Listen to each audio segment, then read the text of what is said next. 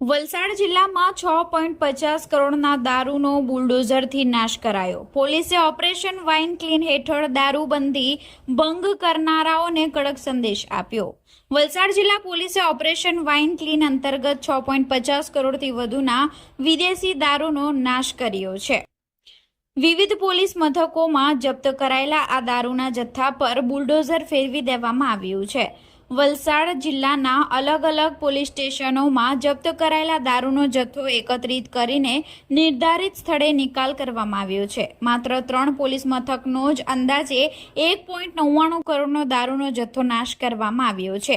આ કાર્યવાહી કોર્ટની મંજૂરી બાદ કરવામાં આવી હતી. એસપી યુવરાજસિંહ જાડેજાના માર્ગદર્શન હેઠળ તમામ પોલીસ મથકોને પડતર મુદ્દામાલના નિકાલ માટે કોર્ટની મંજૂરી લેવાના આદેશ અપાયા હતા. મંજૂરી મળ્યા બાદ જિલ્લા વહીવટી તંત્ર અને પોલીસ વિભાગની સંયુક્ત સમિતિની દેખરેખ હેઠળ જેસીબી અને બુલડોઝરથી બોટલનો નાશ કરવામાં આવ્યો છે. દારૂના મોટા જથ્થાના વિનાશને જોવા માટે સ્થળ પર સ્થાનિક લોકોમાં ભારે કુતૂહલ જોવા મળ્યું હતું. વલસાડના એસપી યુવરાજસિંહ જાડેજાએ જણાવ્યું કે કોર્ટની મંજૂરી બાદ પારદર્શક રીતે કાર્યવાહી કરવામાં આવી છે. જિલ્લામાં દારૂબંધીનો ભંગ કરનારા તત્વો સામે ઝીરો ટોલરન્સની નીતિ રહેશે.